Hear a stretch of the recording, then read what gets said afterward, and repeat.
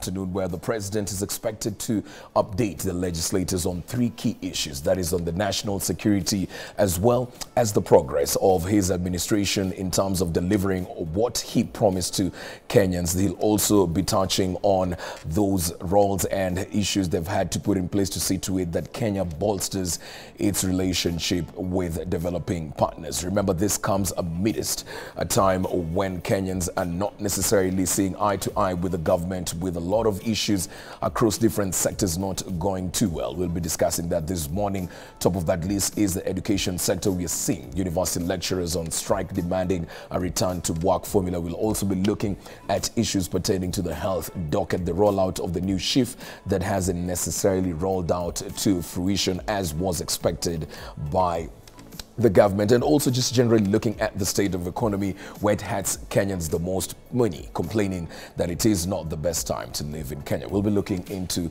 this as we progress on with this live broadcast, but let's get some news updates first. 7 people, including 4 from family, have confirmed dead in a fire incident in the Majengo area of Nairobi. Several others are receiving treatment, while others are still missing.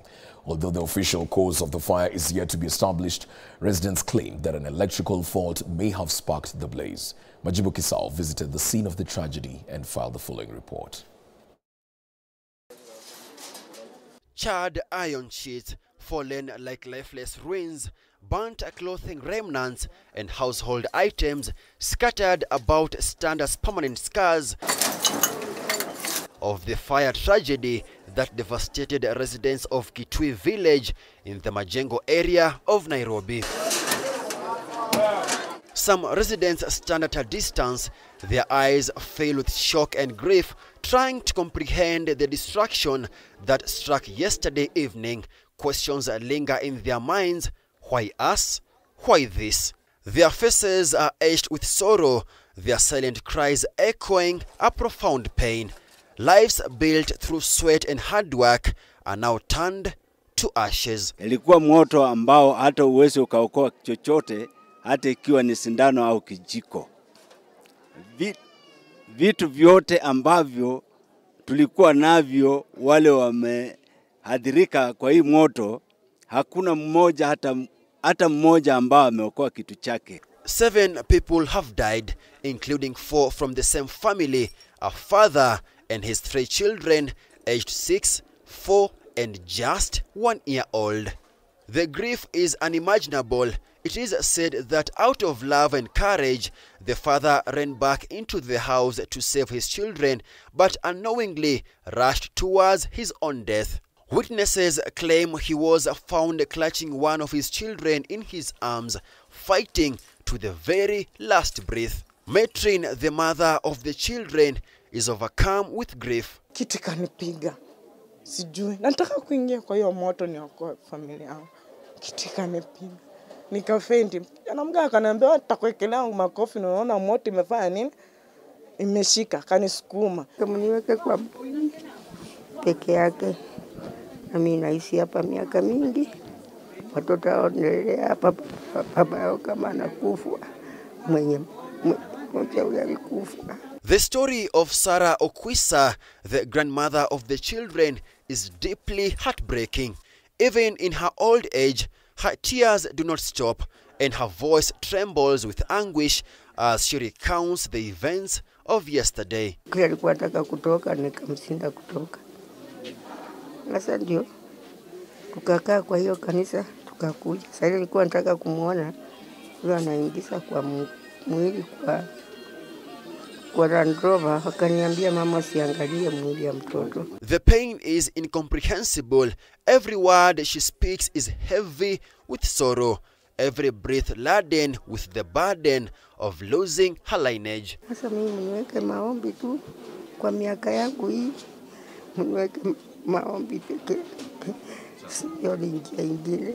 More than 10 people are reportedly receiving treatment in various hospitals near the scene, while others remain missing.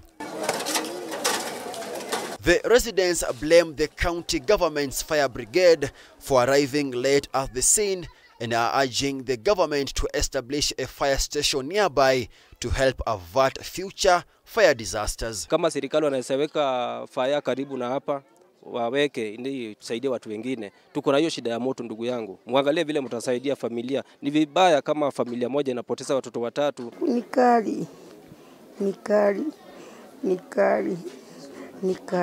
This tragedy has left many with countless questions about where to begin after losing almost everything. For some, all they are left with is their lives and their faith in God. But why do incidents like this continue to happen, especially in informal settlements? Majibu Kitsao for K24 TV, Majengo area, Nairobi.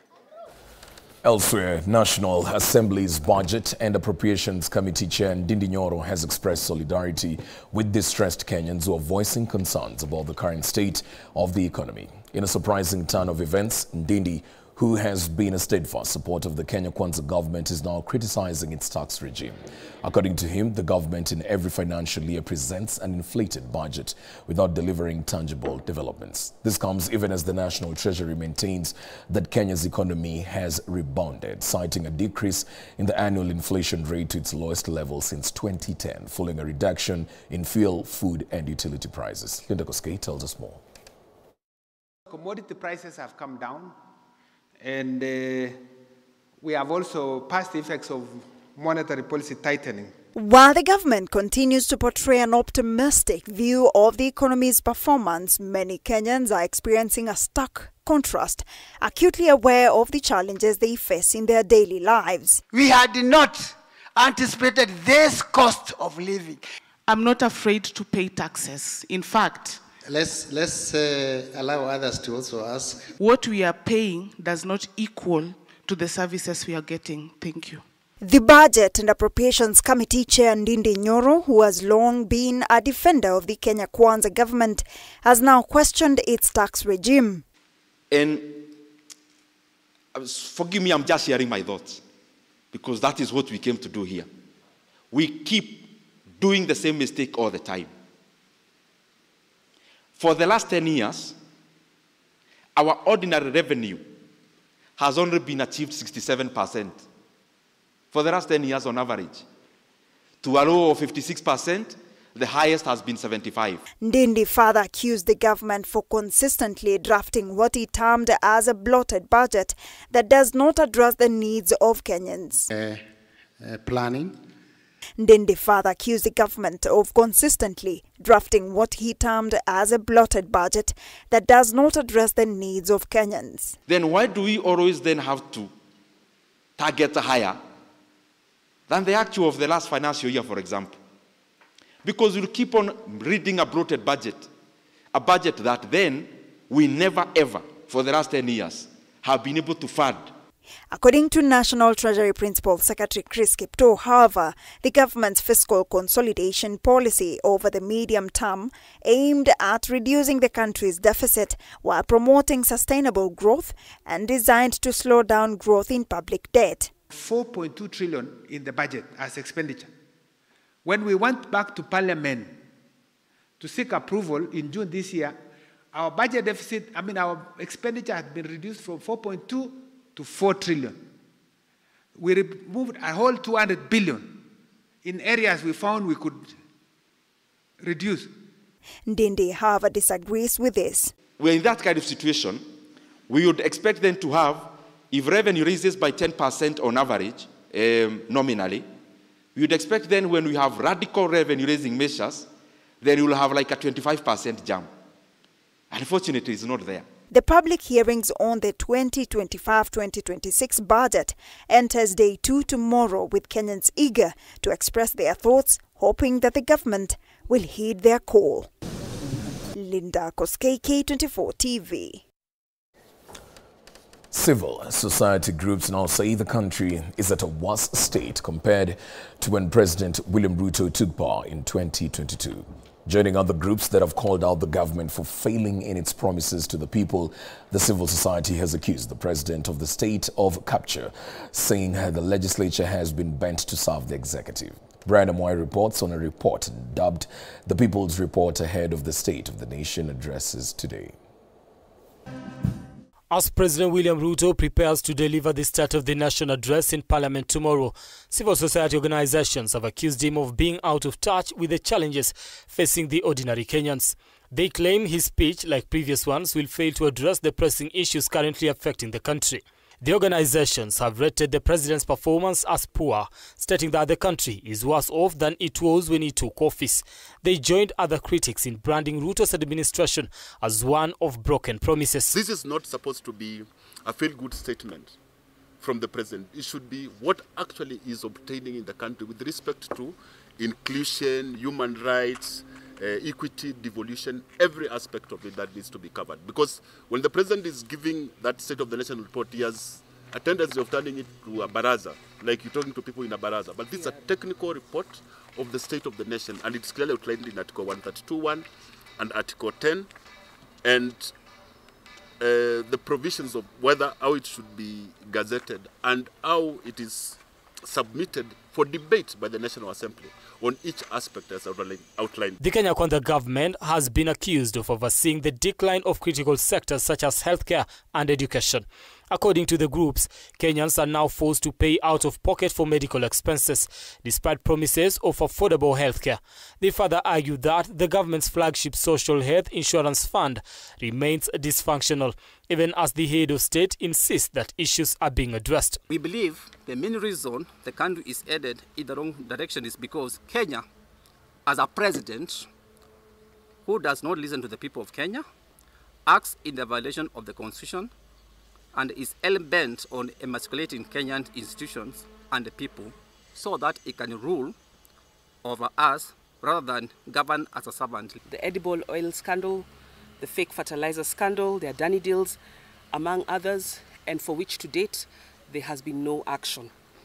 Anti-corruption agencies, specifically the Office of the Director of Public Prosecutions, seem to have run out of energy, direction or conviction in the fight against corruption. They further contend that the real state of the nation should highlight the rise in abductions and alleged state-sponsored excessive force by the police. This comes in the wake of Gen Z protests in June and July this year, which saw young people demand for institutional reforms. During the protest, some demonstrators breached parliament grounds, underscoring the level of frustrations among citizens. The groups further claim that the education system is also in disarray, with the competency-based curriculum transition sparking heated debates. Lecturer strikes have also paralyzed learning in universities, leaving students stranded. The bare minimum we expect from him is to tell us how he's going to deal with the mess which all of us have raised. Because I think from this we can even say we have gone like 10 steps backwards. So we are talking about a regime which has scored like 1 out of 10. According to the groups, the high cost of living and the inability of many Kenyans to meet their daily needs represents the true state of the nation.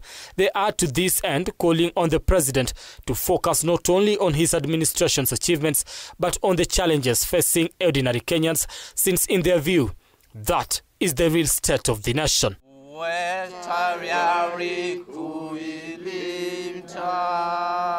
Brian Amuai, K24, Nairobi. The Law Society of Kenya has trailed its guns on the judiciary over claims of bribery and corruption. The independent arm of government, which is supposed to be the country's last line of defense, has been blasted for disregarding Kenyans and not being so accountable. According to LSK President Faith Odhiambo, these very serious accusations have eroded the public trust within the judicial system. The judiciary on the spot in recent months, as a section of Kenyans slam the independent arm of government of being in bed with the executive.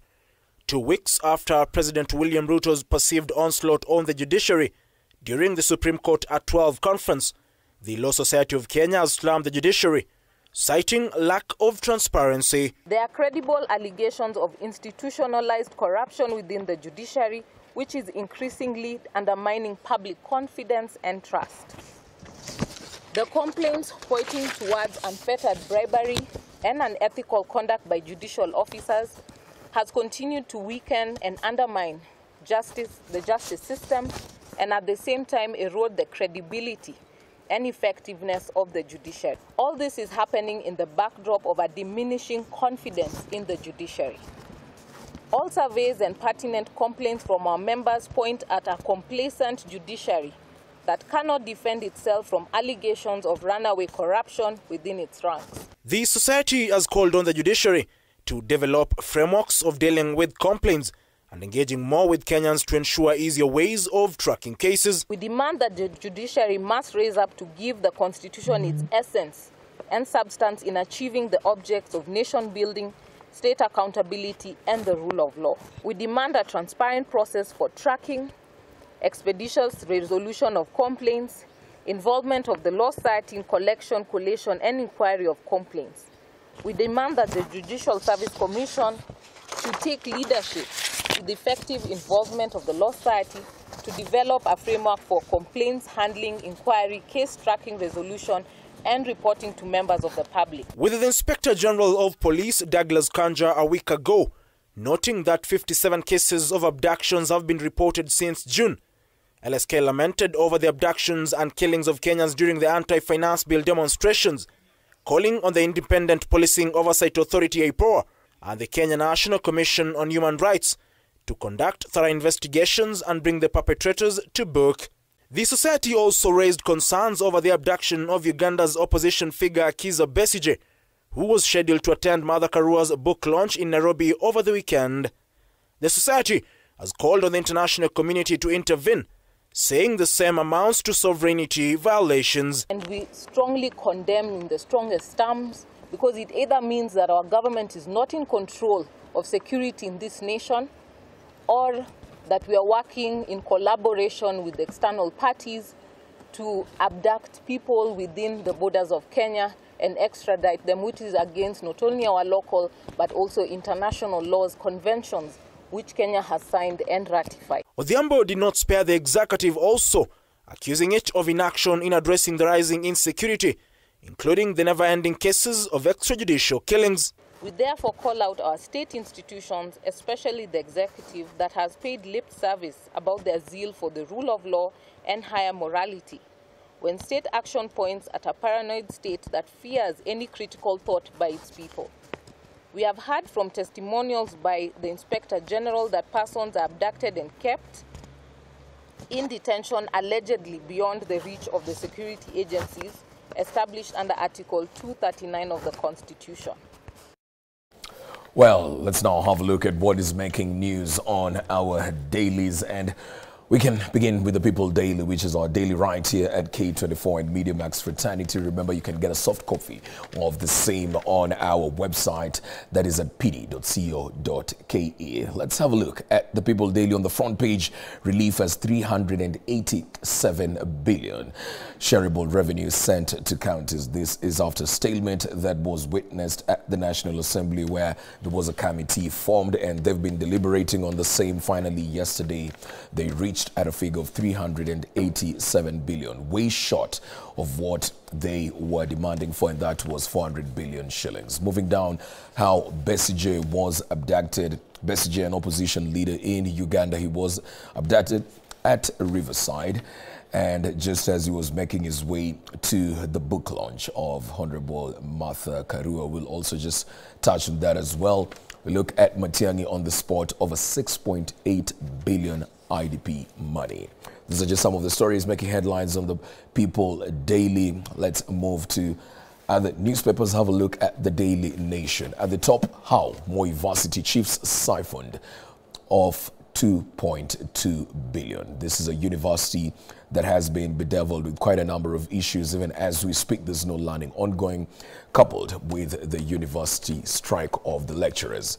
At the Daily Nation, they speak of inside Riley's plan to ring-fence bastions amid Ruto onslaught. That is just on politics. We have the PS Jobs advert sets the stage for sackings. Of course, Kenyans reading into that, saying that quite a number of people who are set to lose their jobs as President William Ruto continues his conversation and his plan on the broad-based government. Moving down, the abductors' playground, basically what was on the People Daily. The conversation right there is on the abduction of Besigye, who's an opposition leader in Uganda. Lawyers' body accuses JSC of abating corrupt judges going to bed with the executive. Faith Odhiambo, right there, the LSK president, calling out the judiciary for going into bed with the executive and perpetrating corruption. We have MPs reach a deal for 7 billion more for counties, still on the story pertaining to the shareable revenue, where the counties will be getting 387 billion as opposed to the 400 billion that they had requested for initially. Let's move to the Standard. The State of the Nation, of course, the biggest story of the day. The head of state is expected to issue his State of the Nation address sometime in the afternoon, and this will be a joint sitting of the National Assembly as well as the Senate. The fire next time, why safety is a ticking bomb. We move down to other stories right there. Still, the major story being the new abductions theater for foreigners. The question many people are asking right there is, Kenya still a safe haven for most people? New revelations show Moi varsity's rot running deep. We can look into stories pertaining to that Moi University as of today. The revelations and new details coming up that the rot could be going deeper and deeper than we expected.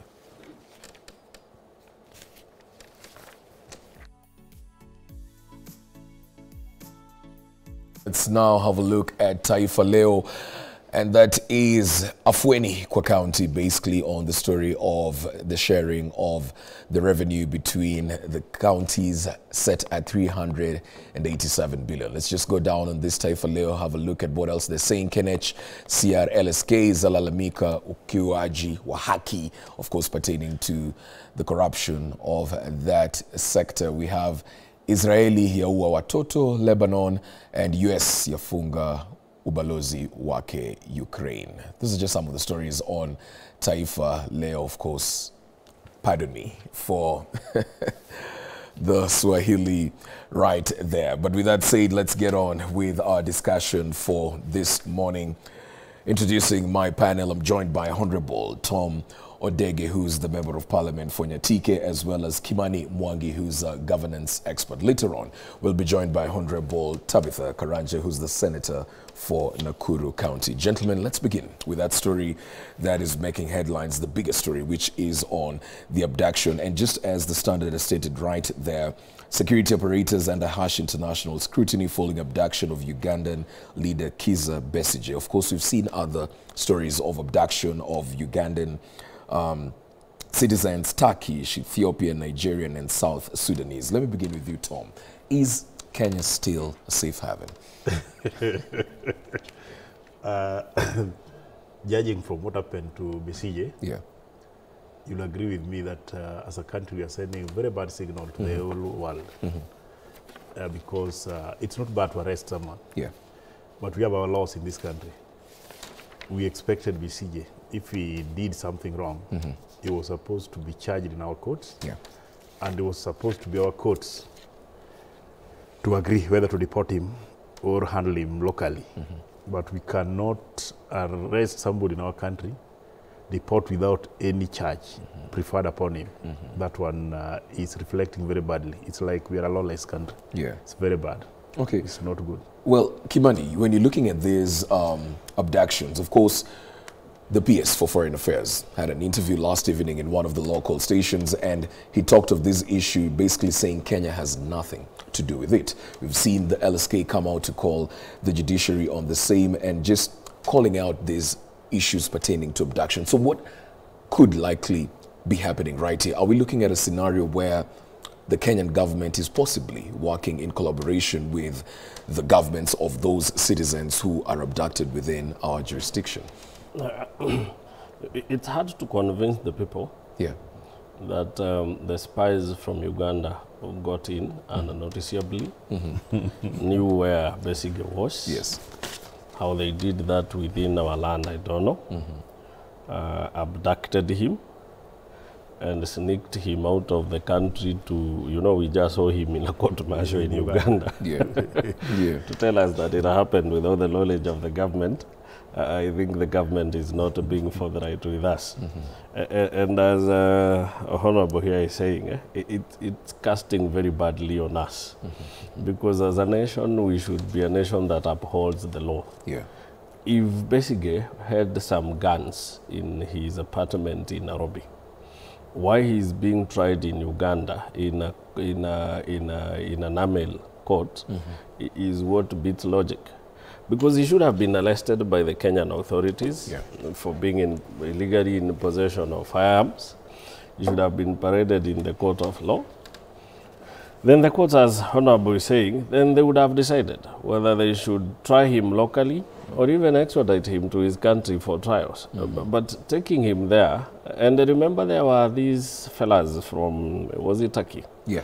That under the President Kenyatta, these guys, we knew them as investors in his nation. They ran, I think, a group of schools around here. Yeah.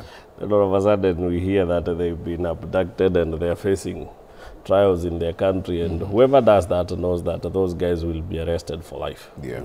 So it's very bad because there is a way every nation must protect those who seek asylum in it. Yeah.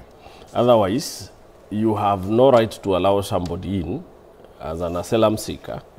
Then you be the one who will hand them back to the country from where they're running. That is very wrong.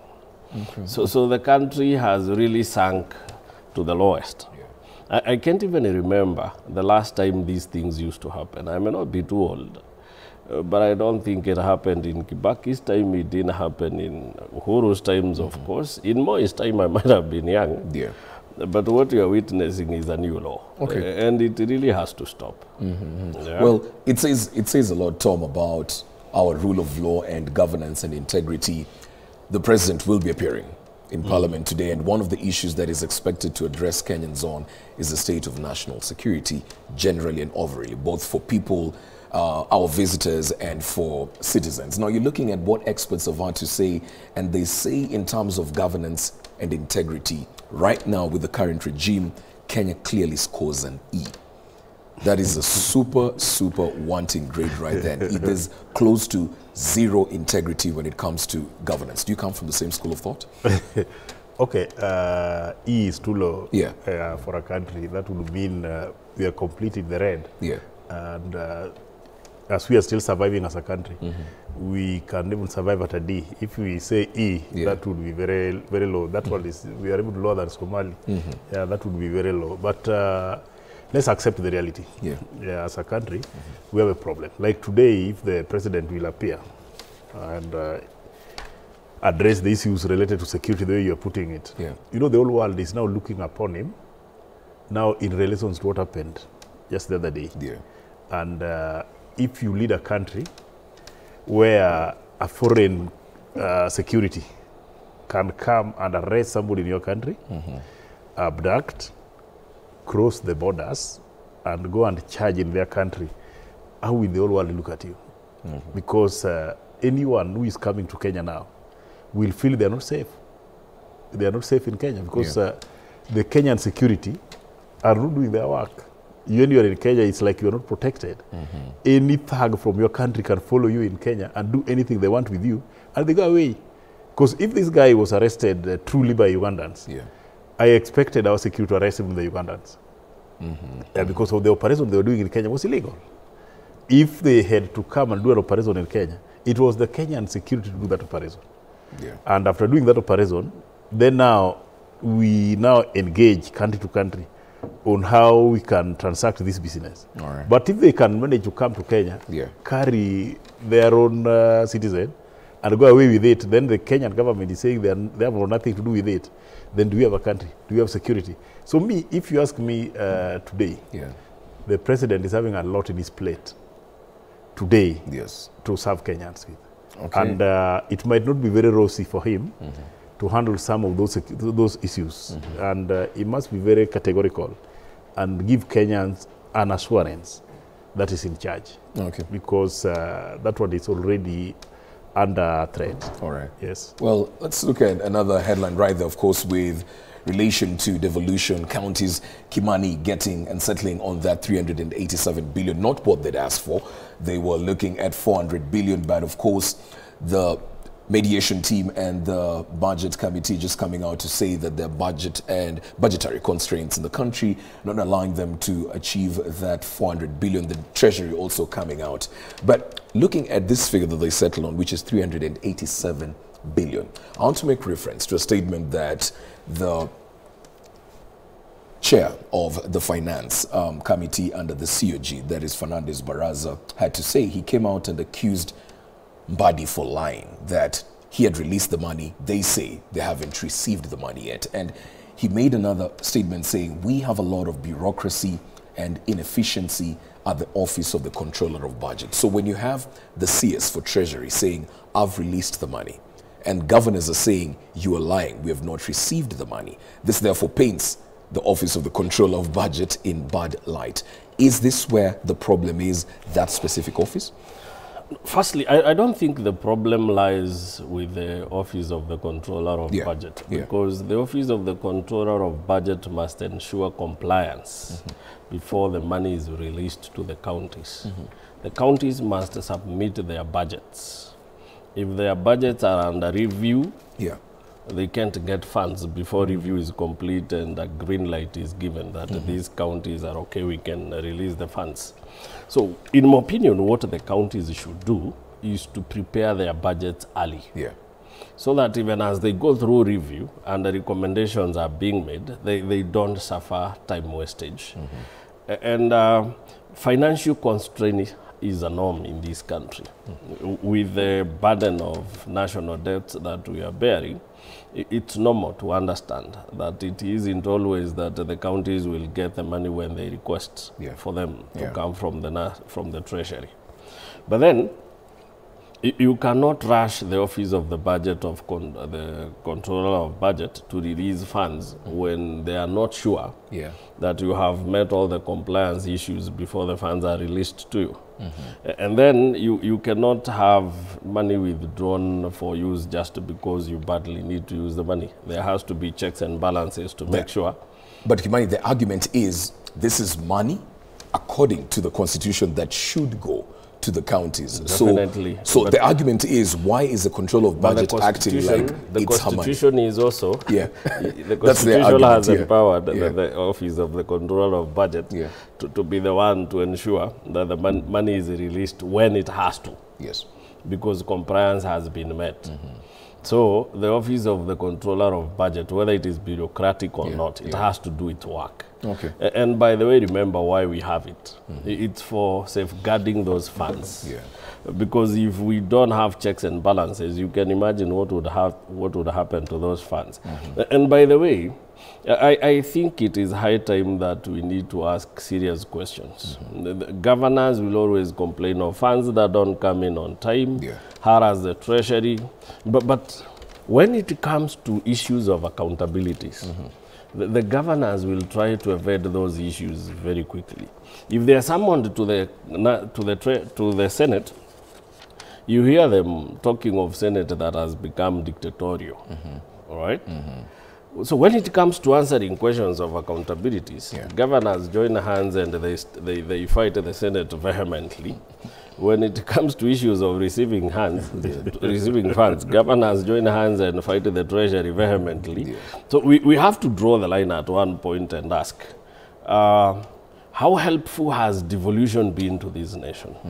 Because devolution was purposed to bridge the gap that existed when government used to have this issue of carrot and stick development, kind of. If you didn't support us, we don't send development to your regions.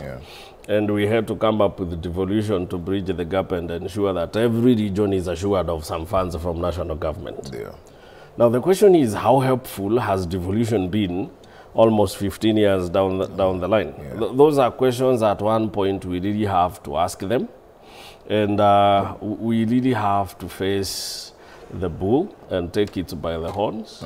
So this is not an issue of funds only. We need to start asking serious questions. Yes, funds might delay, but you eventually get the funds. Okay. What exactly have you been doing with the funds? Because, by the way, surprisingly, do you know there are counties that allocate 0% of their funds to development expenditure, while the law demands that that percent must go to development expenditure? Okay. All right. Yeah? Well, let's, as we continue chiming on this, Tom, this falls at your doorstep. That very same COG are now looking at the possibility of pushing for reforms to have the money in under 48 hours vis-a-vis the 2 weeks, because once it is released by the Treasury, it takes about 2 weeks for it to hit the accounts of the county. And now they're saying they're looking at reforms and they want to reduce it to 48 hours because it's dragging county operations. How practical is this? Let me say this as a Kenyan, again, as a leader. Yeah. There is a process. And when it comes to money, where we have to ensure that due diligence is followed and everything is put in place, 24 hours is not realistic. And if 48 hours is not realistic, we must ensure that every step is accounted for before money is released up to the county level. 2 weeks is not too much, if you ask me, so long as we are doing the right thing. So maybe we can say at most 2 weeks. So if it can be achieved in 24 hours, no problem. If it can be achieved in 1 week, there's no problem. But giving a fixed time frame of 48 hours, that would mean even if you have not availed necessary documents, you must be given money. Yeah, those are things which will make accountability to be very difficult for all of us. Yeah, let us accept that the money is meant for the counties. Let us allow the controller of budget to ensure that money is given in a correct way. We don't just release money and you don't allow the controller of budget or the National Treasury to look for the necessary documentations to be in place before you are given the money. So trying to make these things done hurriedly might raise some suspicion. Okay. Kimani, let me come to you on this. I mean, yes, I get from where you're coming from that there's the checks and balances. This money has to be looked at and where it's going to. But let's put another case in point where we have counties that have submitted their budgets in good time, but still are falling to prey to this situation where they do not receive their funds in good time. And over time, we've also had some sort of statements alluding to the fact that there could very well be a possibility that this time frame of 2 weeks is used to the advantage of that very same office to sort of frustrate people who are not seeing eye to eye to the office. What are the possibilities of this? Firstly, I think what should be done is that the back and forth in terms of agreeing how much should be taken to county should come to an end. I think if there must be this haggling that we keep seeing every year, because counties will demand for a certain amount, then the national government, through the office of the chair, the budget, we'll engage them into haggling. We can get to the 400, we can get 375. I think we need to have a law that determines how much the county gets, not the range. You know, the law says at least 15%. There has been attempts to amend the law to take it to 40, and I can tell you that that is not possible. It is meant to please us, the voters, and that we can get 40. We get. But we need to agree on what percentage of the funds the counties must get. It should be a figure, so that they know that this year this is the much we expect. If there must be haggling, this should be done well before the new year begins, so that it is agreed we are getting the counties this much. That's number one. Number two, we also need to agree on the timelines under which this money must be released to the county governments, so that the process at the controller of the budget takes its time and the counties get money on time also. Because the alternative is that we are subjecting counties to incur interest on loans from the banks where they have to borrow money to be running operations as they wait for the funds to come. And when these funds come, they do not compensate for the interest. So the process must be started early enough to ensure that counties get monies on time. On their end, county governments must also comply early enough.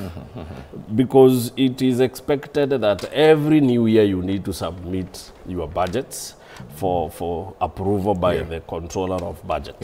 So then the counties need to do that early enough, and the process of haggling ought to take the process early enough so that funds are not released late. So I think it is a question of agreement between the county government and the national government on how long the process should be and when it should start to end, at a time when the counties aren't forced to go to the bank to look for money to run operations as they wait for the funds. All right. Well, at this point, we want to take a short break right here on The New Dawn. We continue with the conversation. On the other side of that break, we'll be looking at some of the issues that Kenyans are expecting the head of state to speak on. We're looking at education coming amidst a time that we're looking at a sector that's literally at the brink of collapse. University lecturers are on strike, saying very clearly that they're not returning to classes up until their demands are given into. Constantine Wasonga, who's the Secretary General of WASU, yesterday stated very clearly that this time round, this might go well into next year if their demands are not looked into. We'll also look at the university funding model, another issue that has not necessarily sat too well with education stakeholders. The High Court, of course, suspending the university funding model, and the case is to be determined on the 16th of December. This has also seen about 200,000 or so students not necessarily being able to be funded to go about with their day-to-day operations in school. We'll take a short break, but when we get back, we look at these issues. Stay with us.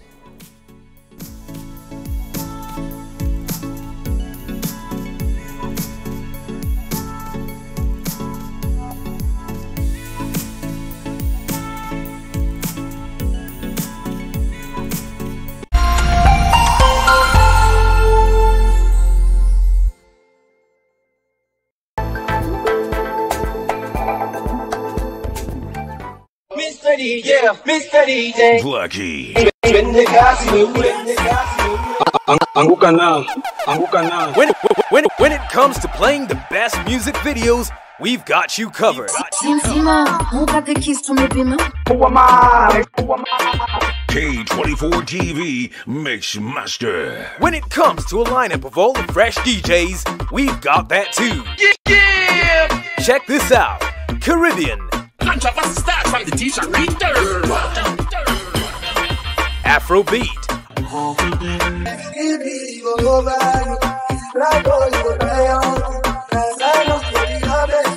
our famous and infamous Kenyan jam. By the way, let me tell you my